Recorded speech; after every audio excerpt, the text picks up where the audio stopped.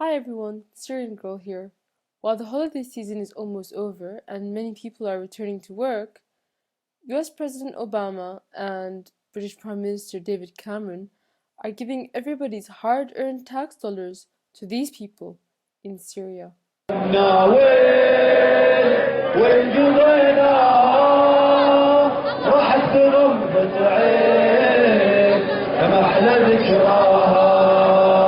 أسامة بن لادن مرعب أمريكا وبقوة الإيمان وسلاحنا البيكا.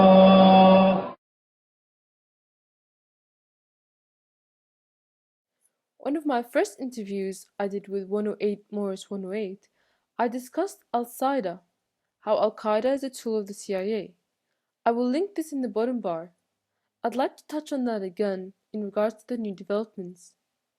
These rebels, as the MSM likes to call them, singing their praises to al-Qaeda, really believe that they are fighting America and that Osama bin Laden was behind 9/11. They are nothing but pawns. They do not realize that they are being used by the US as a proxy army and a casus belli for future wars. And they are often sent into areas to incite sectarian violence and to create a divide and conquer environment. This is what happened in Iraq. I see them as equivalent to those brainwashed Americans who want to kill all Arabs. Al-Qaeda has become sort of a meme, something that the pawns themselves label themselves with, even if they've never actually been into contact with the core organization. You can see this meme spreading even all the way to Australia. This is why it is better to refer to them as groups with al-Qaeda-like ideologies rather than al-Qaeda itself. Higher up al-Qaeda figures have links to the CIA. For example, Osama bin Laden himself had links to the CIA. They are rarely ever seen in public except on sketchy videos, and usually they have a middleman to give orders on the ground, and they stick to their propaganda through their media arm, Al Jazeera. Now, Al Jazeera, which is Qatar's state news agency, Qatar being the Gulf country who has the greatest number of US bases in the Middle East, has quite a good working relationship with al-Qaeda and often feature their videos. In fact, one of their journalists, Ahmed Zaidan, who also covered Syria, interviewed Osama bin Laden twice. This is the irony of the world we live in. While the US is pretending to have a war on terror, they are meanwhile funding it and creating it, just like their war on drugs. It is the Syrian troops who are really fighting al-Qaeda and for their homeland, and it is these people that Clinton wants to see dead.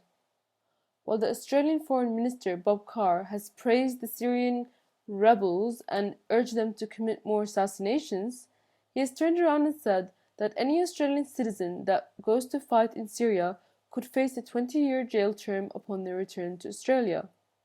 He wants to send terror to Syria, but he would rather it die there rather than return the problem to Australia. And these young and stupid pawns don't even realize they are being used as cannon fodder. And Matthew Van Dyke, who fought alongside al-Qaeda in Libya and who is now helping them in Syria, is given praise by CNN.